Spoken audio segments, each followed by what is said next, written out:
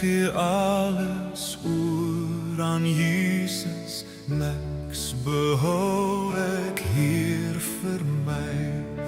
Hom sal ek vertrou en lief hê, daagliks in my Here bly. Ek gee alles oor, ek gee alles oor, ja, aan U my dierbare Heiland, gee ek alles oor. Welkom by ons laaste sessie, ons laaste deel van hierdie Pinksterreeks. Ons het die afgelope paar dae baie gepraat oor die werk van die Heilige Gees. En ons het 'n paar goed raak gesien. Die eerste een was dat ons definitief die Gees nodig het. Die tweede dag het ons gesels oor ons vlees en die weerstand teen die Gees. Gister het ons met mekaar gesels oor hoe die Gees ons stadig vorm en omvorm om meer soos Jesus te word. Maar nou so op die laaste aand kom die praktiese vraag: hoe leef ek dan nou saam met die Gees? Want baie mense dink die Christelike lewe gebeur van self. As jy eers glo, dan sal alles sommer outomaties verander. Maar die Bybel sê iets anders. Die Gees werk in ons, maar nie sonder ons nie. Die Gees nooi ons in 'n nuwe manier van leef in. Hy nooi ons in. En Paulus begin Romeine 12 baie prakties. Hy sê: ek doen daarom 'n beroep op julle, broers en susters, op grond van die ontferming van God. Gee julle liggame. Die 83 vertaling sê: gee julle self as 'n lewende, heilige en God welgevallige offer. Dit is julle sinvolle godsdiens. En moenie aan hierdie wêreld gelykvormig wees nie, maar word verander deur die vernuwing van julle denke, sodat julle goed kan onderskei wat die wil van God is, wat goed en aanvaarbaar en volmaak is. Paulus kom sê hier, die hele Christelike lewe gaan oor jou hele lewe. Dit gaan nie net oor sekere dele van jou lewe nie, sekere seksies nie. Dit gaan nie net oor wat jy glo nie, maar dit gaan oor wat jy leef. Gee jouself, of in hierdie vertaling, gee jou liggaam, met ander woorde, jou gewone lewe, jou werk, jou denke, jou reaksies, jou gewoontes, jou prioriteite, alles. En dan sê Paulus, word verander deur die vernuwing van julle denke. Dis belangrik, want die Gees verander nie net wat ons doen nie, die Gees verander hoe ek dink, hoe ek kyk, hoe ek reageer, hoe ek leef. Ons dink baie keer nog aan die ou manier van leef, die vleeslike manier van leef, van selfbeheer, selfbeskerming, beheer, trots, onafhanklikheid. Maar die Gees leer ons 'n nuwe manier van leef. En dit bring ons by 'n baie groot waarheid. Ons grootste probleem is dikwels nie net die verkeerde gedrag nie. Ons grootste probleem is dat ons onafhanklik van God wil leef. Jeremia gebruik 'n ongelooflike beeld in Jeremia 2 onder die opskrif: my volk het my vergeet. En daar lees ons: my volk het 2 sondes begaan. Hulle het my, die bron van lewende water, verlaat. En hulle het vir hulle waterbakke uit klip gekap. Waterbakke wat gebars is en nie water hou nie. In ou Israel was water baie kosbaar. Ons weet vandag nog, jy kan nie sonder water leef nie, maar in daardie tyd was water baie skaars. Jy kon of vars water by 'n fontein kry, of jy moes 'n klipbak uitkap om reënwater in op te vang. Maar nou kom Jeremia en hy sê, die volk het iets absurds gedoen. Hulle het nie net die fontein van lewende water verlaat nie.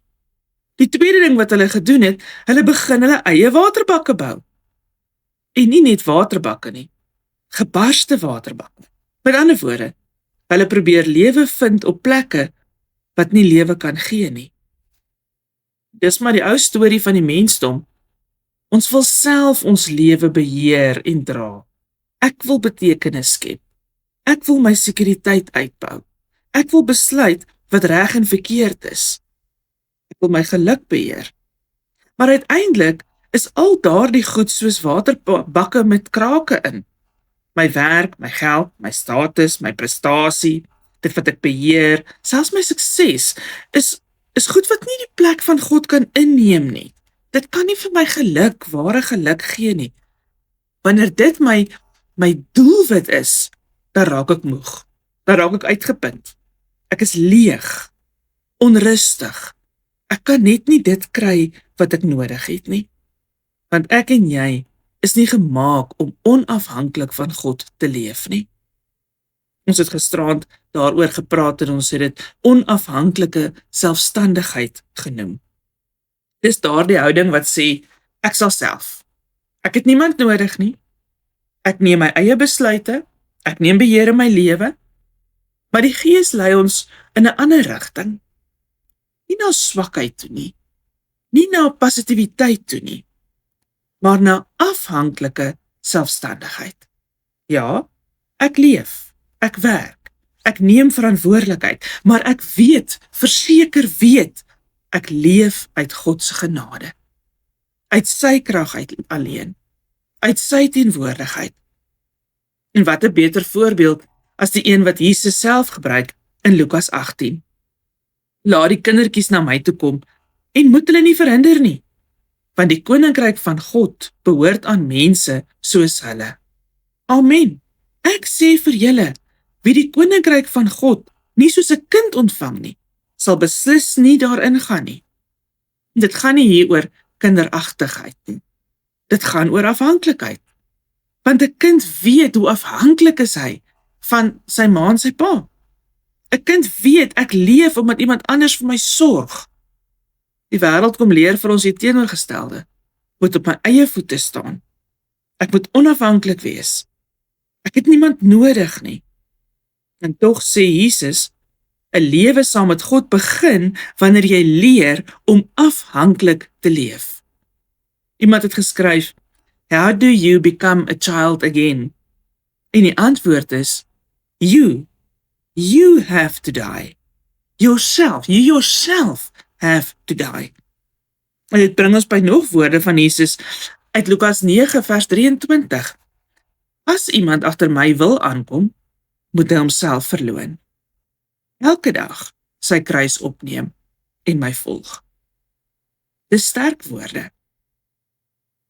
My Christelike lewe gaan nie net oor help Here nie. Dit gaan oor Here, ek gee myself, ek gee my alles aan U. Dis 'n oorgawe. En dis waar baie mense vassteek. Ek wil so graag hê Jesus moet my red, maar ek wil self in beheer wees. Maar die Gees lei ons na hierdie oorgawe. Dis nie vernietigend nie, dis nie verlies nie, dis ware lewe. Jesus kom vertel ook gelykenis van die skat in die saailand in Matteus 13. Die koninkryk van die hemele is soos 'n skat wat in die saailand versteek was. 'n Man het dit gekry en weggesteek, en uit blydskap daaroor gaan verkoop hy alles wat hy besit en koop daardie saailand. Hoor net die alles wat hy moet gee. Hy verkoop dit uit vreugde uit. Niemand forceer hom nie, maar hy het iets ontdek wat groter is as alles wat hy saam besit. En dis daardie oortuiging wat die Gees in ons bring. Die Gees lei ons nie net weg van verkeerde keuses af nie. Die Gees lei ons na 'n plek toe, na Christus toe. Hoe om nader aan Christus te leef. Hoe om my prioriteite te verander. Om nuwe waardes te skep, nuwe begeertes, nuwe gewoontes.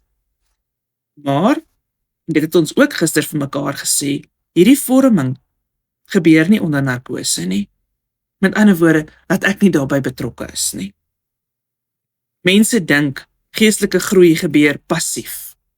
Ek bid een keer, ek het hierdie groot ervaring en alles verander sommer maar net van self. Maar die Bybel beskryf geestelike groei anders. Dit word beskryf as die Gees wat in ons werk, nie sonder ons nie.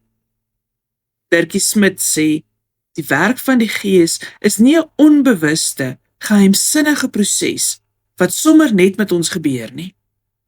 Die Gees nooi ons tot lewenskeuses, nuwe lewenshoudings, lewensdade. En daarom kom vra die Gees twee goed. In die eerste plek vra hy beoefening. Met ander woorde dat ek my besig hou met die regte goed. En die tweede ding wat hy kom vra is inoefening. Ons moet oefen om oop voor God te leef. Gisterand het ons daarna verwys as oefen in 'n gimnasium. Niemand word sterk deur die eerste keer gewigte op te tel nie. Dit gebeur met herhaling, met gewoontes, met daaglikse oefening. En so werk geestelike vorming ook. Doen dit nie om God se liefde te verdien nie, maar omdat ek myself oopstel vir die werk van die Gees. En oor tyd begin die Gees my verander. Nie altyd dramaties nie, maar diep. Daarom is die vraag, hoe gym ons geestelik? Hoe leer ek hierdie nuwe ritmes aan? Hier is 'n paar voorstelle en 'n paar eenvoudige beginpunte. Begin jou dag met stilte voor God. Al is dit 5 minute. Lees elke dag 'n klein gedeelte uit die Bybel. Nie om kennis te kry nie, maar om te luister. Bid eerlik. Nie net mooi woorde nie. Leer om stadiger te leef. Ons hoor dikwels nie die Gees nie omdat ons lewe te vol geraas is. Oefen dankbaarheid. Noem doelbewus dit waarvoor jy dankbaar is. Oefen vergifnis. Selfs wanneer jy nie lus is nie. Dien ander mense prakties. Die Gees vorm ons dikwels wanneer ons wegbeweeg van onsself af. Raak deel van 'n geloofsgemeenskap. Ons het medegelowiges nodig om te groei. En dan, in die laaste plek, maar dalk die heel belangrikste, hou aan. Want geestelike vorming gebeur nie oornag nie. Dit gebeur stadig. Ons het vir mekaar gesê, my karakter is my ingeoefende wil. Met ander woorde, karakter is dit wat spontaan uit jou lewe kom, wanneer jy nie tyd het om eers te besluit hoe jy gaan reageer nie. En die Gees vorm daardie karakter oor tyd. Nie kitsveranderings nie, maar diep veranderings wat eindig by Jesus se uitnodiging. Johannes 7 lees ons, laat elkeen wat dors is, na my toe kom en drink. Wie in my glo, soos die skrif sê, strome lewende water sal uit sy binneste vloei. En dit het hy gesê van die Gees. Johannes sê, Jesus het dit van die Gees gesê. Die Gees is nie net iets wat ek ontvang nie, die Gees word die bron van lewe binne in my, maar dit begin by 'n dors, 'n oopheid, 'n afhanklikheid, 'n oorgawe. Daarom eindig ons nie vanaand op 'n emosionele hoogtepunt nie. Ons eindig by 'n uitnodiging. Leef elke dag saam met die Gees. Nie net by die kerk nie, nie net in Pinkster nie, maar elke dag in jou gewone lewe.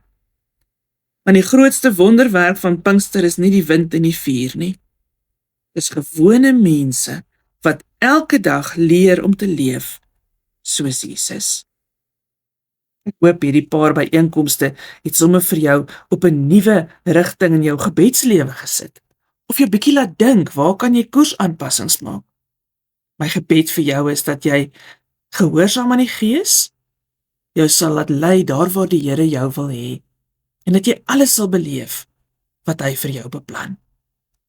Kom ons bid saam. Here, baie dankie vir hierdie paar dae se saam reis rondom die Heilige Gees. Here, daar's nie 'n manier wat ons in so 'n paar dae kan probeer om eers alles te weet of alles te noem of alles te verstaan van die Gees nie. Here, maar met dit wat ons verstaan, wil ons net kom en sê, Here, hier is ek. Alles wat ek is, alles wat ek het, alles wat ek doen, Here, dit kom gee ek oor aan U. Kom omvorm dit, kom maak my en al my aspekte kom maak my nuut. Here, en lei my, help my, om elke dag meer en meer soos Jesus te lyk. Amen.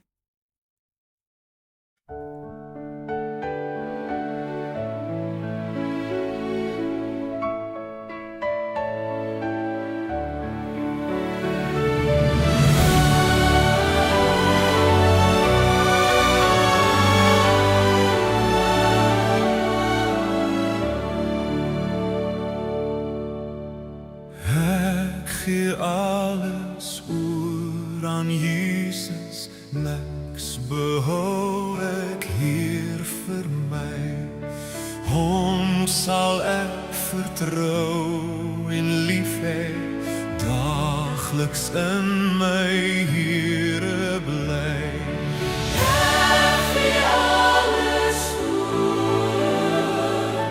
Ek gee alles oor, ja, aan U my dierbare Heiland, gee ek alles oor. Ek gee alles oor aan Jesus, nederig kniel ek voor hom neer. Ek versaak die aardse vreugde, neem my Jesus, neem my Heer. Ek gee alles oor, Ek gee alles oor. ja, aan U my dierbare Heiland, gee ek alles oor.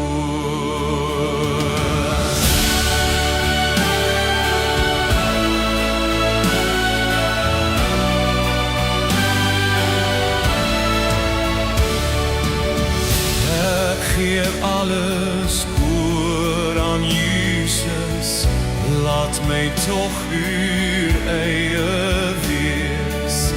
Maak my seker van U liefde. Vul my met U